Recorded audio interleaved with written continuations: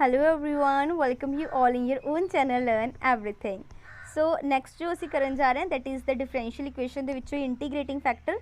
Integrating factor मैं तुहानूं +2 वाला करवा दिता सीगा, वो च मास्टर किड का क्वेश्चन भी करवा दिता सी। एक क्वेश्चन मैं इस वीडियो च करवावांगी एंड प्लस जो हुण आपां BSc का जो इंटीग्रेटिंग फैक्टर करांगे, किद्दां इंटीग्रेशन फैक्टर आपां फाइंड आउट करदे हां, इहदा भी मैं नाल तुहानूं जो मास्टर किड च क्वेश्चन आया वो भी दस देवांगी। बहुत ही इंपॉर्टेंट है डिफरेंशियल इक्वेशन, मास्टर किड च क्वेश्चन आंदा है। जिन्होंने प्रीवियस वीडियो नहीं देखी वो देख लें। सो गल करते हैं एग्जैक्ट डिफरेंशियल इक्वेशन की। एग्जैक्ट डिफरेंशियल इक्वेशन की हैगी है, देखो MDX प्लस NDY लिखा हुआ ने, MDX प्लस NDY इनू आपां क्या एग्जैक्ट डिफरेंशियल इक्वेशन हैगी आ कदों जदों ये MDX प्लस NDY की होवे एग्जैक्ट डिफरेंशियल होवे ऑफ फंक्शन ऑफ XY, यानी कोई फंक्शन XY का ये डेरीवेटिव होवे। जिदा एग्जाम्पल देखो x d y plus y d x है, इनू आप एग्जैक्ट डिफरेंशियल इक्वेशन कदों कहना जदों ए किसी का कोई एक्स वाई फंक्शन का डेरीवेटिव है। देखो एक्स ते वाई का मैं डेरीवेटिव करके देखो, एक्स नू रखा वाई का डेरीवेटिव किया डी वाई प्लस वाई नू रखा एक्स का डेरीवेटिव किया डी एक्स। यू यानी कि आह वाली जी चीज़ आ ये किसी का की आ डेरीवेटिव ही आ, किसी एक्स वाई फंक्शन का एग्जैक्ट डिफरेंशियल ही आ। सो दैट मीनस ए वाली इक्वेशन की होएगी exact differential equation. So again समझ लो कोई भी इक्वेशन एग्जैक्ट डिफरेंशियल इक्वेशन होने की करना पैंदा है, मतलब कि वो किसी का एग्जैक्ट डिफरेंशियल फंक्शन होवे। मैं इन्होंने यही गल कही वो किसी एक्स वाई फंक्शन का ही एग्जैक्ट। हुण एक्स वाई की क्यों गल की, देखो ये मैं M ते N ले ना, M ते N ये फंक्शन है एक्स वाई ओनली, ठीक है। सो इस करके जोड़ा ये भी डिफरेंशियल फंक्शन भी किहदा होना चाहिए एक्स ते वाई का, तां ही एक्स वाई वाले का डेरीवेटिव करके एक्स वाई बनेगा। सिंपल है ना। अगेन देखो x d y plus minus y d x upon x square equal to 0, ये एग्जैक्ट डिफरेंशियल इक्वेशन हैगी। क्यों? क्योंकि ये जी चीज़ है ना ये डेरीवेटिव कहता है वाई अपॉन एक्स का। करके देख लो यू बटा वी लगा के नीचे वी का स्केयर किया, वी रखा यू का किया, माइनस यू रखा वी का किया ना, ये सारा फॉर्मूले आते हैं डेरीवेटिव के। तो मतलब कि कहने का मतलब इतने ये है कि कोई भी इक्वेशन एग्जैक्ट डिफरेंशियल इक्वेशन कदों हैगी आ जदों वो किसी एक्स वाई फंक्शन का की हैगा या एग्जैक्ट डिफरेंशियल फंक्शन। समझ गए? अगेन ये देख लो sine x cos y plus cos x sine y, एक ये एग्जैक्ट डिफरेंशियल फंक्शन है साइन एक्स कॉज वाई का। तुसीं करके दे लो साइन यू रखा कॉज का कॉज वाई नाल डी वाई, ठीक है। इदा करांगे cos x sine y d y. So मतलब सिंपल हैगा, कुछ औखा नहीं हैगा। क्लियर? अगे चलते हैं। नैक्सट देखो साडे कोल हैगा नैसेसरी एंड सफिशेंट कंडीशन। उन्हें बोलिया find the necessary and sufficient condition that equation जी दी MDX प्लस NDY, बाकी ब्रैकेट च लिखा है कि M ते N इतने जो फंक्शन ऑफ XY है ने, तो कंडीशन ये है कि MN ते करली M अपॉन करली Y N का विद रिस्पैक्ट टू X ये कॉन्टीन्यूस फंक्शन है ने XY के, ये एग्जैक्ट होवे। ये नैसेसरी एंड सफिशेंट कंडीशन की है, बहुत ज़्यादा इंपॉर्टेंट क्वेश्चन बनता है। देखो की कंडीशन हैगी ये कि M का derivative with respect to Y is equals to N का डेरीवेटिव विद रिस्पैक्ट टू की होवे X। This is the sufficient condition. This is a sufficient condition. Note it down. M the derivative with respect to y partial equal to curly n upon curly x ये होना चाहिए। This is a necessary and sufficient condition for this equation to be exact। आपा की करना उत्थे जो भी m होएगा उसका डेरिवेटिव देखना with respect to y partial derivative देखांगे तो n का derivative with respect to x देखांगे। जो दोनों बराबर आते हैं दैन वी विल से कि ये जड़े ने एग्जैक्ट है। इतने MN तो करली M अपॉन करली y तो ये वाले मतलब ये दो चीज़ा तो MN ये की है कॉन्टीन्यूस फंक्शन है ने, दस दिता XY के। तो दूसरा ये this is the condition. Paper जो डायरैक्ट देखो डायरैक्ट क्वेश्चन पूछा गया आ ये वाली जी एक्सरसाइज वो जनरल इक्वेशन पुट की सी अगे, तो हो सकता इस बार पूछ लो कि ये सफिशेंट कंडीशन की तुहानूं पता होना चाहिए M derivative with respect to Y equal to N the derivative. Again ले देनी मैं M the derivative with respect to Y partial derivative N the derivative with respect to X, ये दोनों की होणगे बराबर होणगे। इत्थे एक तुसीं होर नोट डाउन करने वाली चीज़ हैगी कि ये जी इक्वेशन आ एग्जैक्ट होनी तो पता कर लिया कि एग्जैक्ट कदों होंदी है जो M का derivative with respect to Y partial derivative equal to curly N upon curly X होंगे। तो दैन जो सोल्यूशन होंदा सोल्यूशन ये होंदा हुण सोल्यूशन का नोट कर लो, हो सकता इस बार पेपर चो सोल्यूशन पूछ लवे वो दस दे एग्जैक्ट हैगी है तो कदों हैगी जो ये वाली कंडीशन होल्ड करती पई आ। तो उत्थे साडे कोल जिहड़ा सोल्यूशन होंदा वो की होंदा, देखो M नूं रखना नाल DX लिखना, Y नूं इत्थे कॉन्सटेंट रखना तो इंटीग्रेट करना plus the term in N not containing X नाल DY इक्वल टू C। इतनी टेंशन लैन वाली कोई गल नहीं हैगी, मैं सामे दे किन्ने सारे प्रैक्टिस कराने तुहानूं उद्दे याद हो जानी ये चीज़, ठीक है, no problem. If there is no term N of is N independent of X then हुण जे N दे विच कोई टर्म है ही नहीं, सो ये चीज़ तो खत्म हो जाएगी, आंसर की आ जाएगा सिर्फ यही रह जाएगा। क्लियर। सम प्रैक्टिस करते हैं, डोंट वरी, आराम नाल हो जाएंगे। देखो इक्वेशन आई साडे कोल, कह रहे हैं सॉल्व करो, ठीक है। हो सकता पेपर च पूछ लवे कि एग्जैक्ट है कि नहीं, यही चेक करके दसो। देखो M d x minus N d y, हम ये एम बन गया, ये एन बन गया। सो एम एन दी पहले वैल्यूज निकल गई, ठीक है। तुहानूं पता ना होता साडे कोल m d x plus N d y हुंदा है ना। सो इत्थे माइनस हैगा, सो माइनस एन दे कोल चली जाएगी, हो गया। फिर एम दा डेरीवेटिव कहते विद रिस्पैक्ट टू चैक करना वाई, एन दा with respect to x. Derivative तो कर लोगे ना, पार्शियल चैक करना। देखो पार्शियल का मतलब कि वाई वाली टर्म नूं तुसीं हुण सॉरी पार्शियल मतलब कि वाई का डेरीवेटिव करना, कल वाई वाली का करो। कॉस वाई का की आ गया माइनस साइन वाई नाल cos x as it is रहेगा। एन का derivative with respect to x, x वाले का करो साइन एक्स का कॉस एक्स आ गया, sine y as it is ना आ रहा। सो ये दोनों देखो बराबर आ गए, ये दोनों चीज़ां की आ गई बराबर आ गई ना। एन एम का derivative with respect to y कितना आ, तो यदा दोनों बराबर है। That means the given equation is exact. हुण मान लो पेपर चो 4 इक्वेशन दिंदा, कहता चैक करो किहड़ी एग्जैक्ट हैगी नहीं, तुसीं जस्ट यही करना है m d x n d y, m का derivative with respect to y partial करना है, एन का with respect to x check करना, जिहदा बराबर होया वो एग्जैक्ट इक्वेशन हो जानी है। हुण इक्वेशन तो हो गई, लेट्स से कहता इहदा सोल्यूशन फाइंड आउट करो। वैसे बहुत रेयर है कि सोल्यूशन पूछ लवे, ठीक है, बट हो भी सकता, असीं इग्नोर नहीं कर सकते इनू। सो आप देखते हैं कितना फाइंड आउट करते हैं। हुण तुहानूं फॉर्मूला दस्सिया सी एम डी एक्स, देखो तरीका दसदी हैं। एम का डेरीवेटिव विद रिस्पैक्ट टू की सीगा वाई, एन का डेरीवेटिव की सी विद रिस्पैक्ट टू एक्स। तुहानूं सारिਆਂ ਨੂੰ पता है ना डेरीवेटिव तो इंटीग्रेशन एक दूजे उल्टे चलते हैं। जे एम दे विच नाल वाई लिया सी ना, इत्थे तुसीं इंटीग्रेशन च एम दे नाल की लोगे डी एक्स लोगे, ठीक है, तो एन दे नाल की लोगे डी वाई। बस कंडीशन की है, हुण देखो एन दे एम दे नाल एक्स ले लिया, वाई वाला कहता मैं की रहांगा कॉन्स्टेंट रहांगा, ठीक है। तो हुण एन दे नाल की आ गया वाई, यानी कि असीं एक्स ਦੀਆਂ टर्म्स नहीं लवांगे।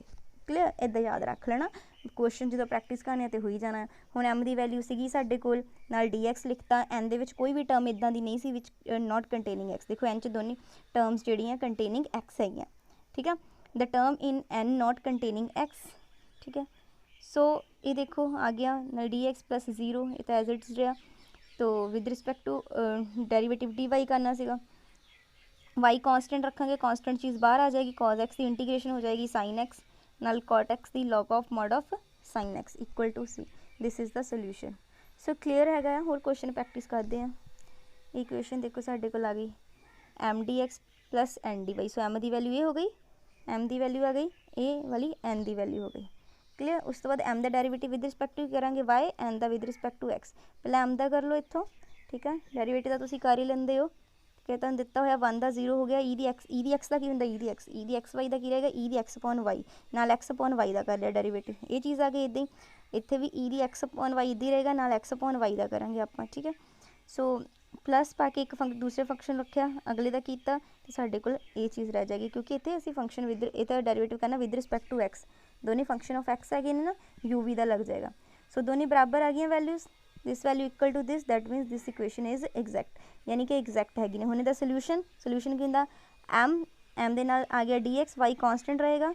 सो ये देखो नाल टर्म नॉट कंटेनिंग एक्स, इदां दी कोई टर्म ही नहीं सी which is not containing x. N दे विच सारियां टर्म्स कंटेन कर रही हैं एक्स नूं, ठीक है। सो अगे इंटीग्रेशन है, खुद सॉल्व कर ही लैनी तुसीं। 1 का एक्स हो गया, ई दी एक्स अपॉन वाई का, ई दी एक्स अपॉन वाई हो गया, नीचे एक्स अपॉन वाई का डेरीवेटिव लिख दिता 1 upon y equal to c. So answer आ जाएगा।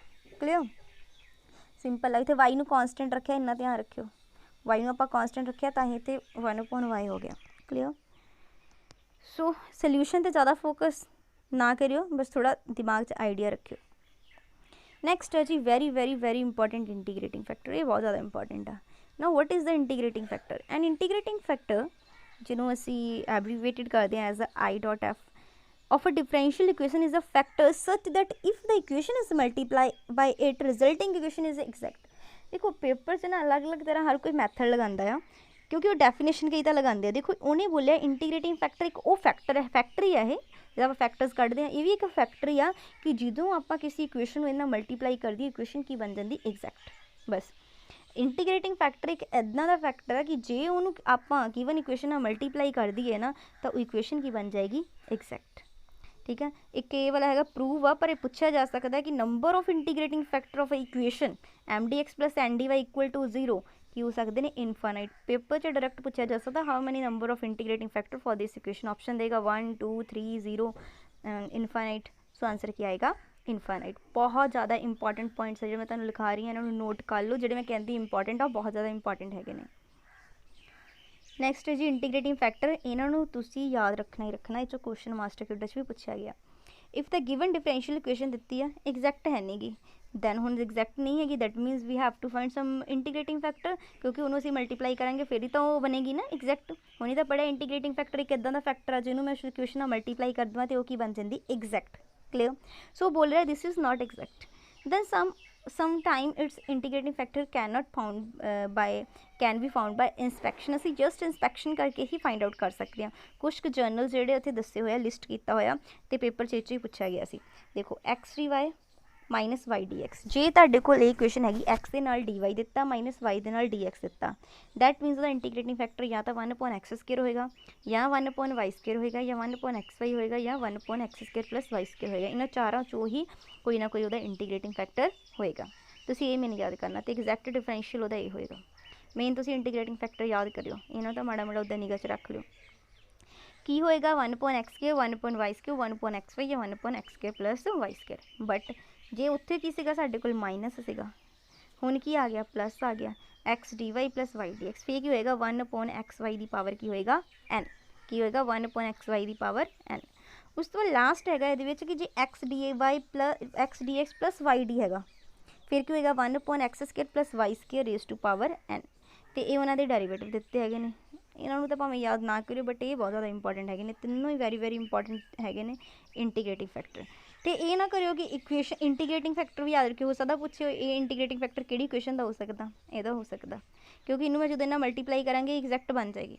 तुसीं करके भी देख लेना, इनू मल्टीप्लाई करके देख लेना इन्ना, ठीक है। उस तो बाद देख लेना वही curly M upon curly y equal to curly N upon curly x बिल्कुल आ जाएगा, एग्जैक्ट डिफरेंशियल इक्वेशन बन जाएगी। क्लीयर। इन्होंने दिमाग च रख लियो बिल्कुल, आ वाले जिहड़े मैं तुहानूं कराए आ। हुण देखो ये वाली इक्वेशन आई साडे कोल x d y plus y d x plus 3x cube y 4 d y, ये वाली इक्वेशन आई प्लस वाली।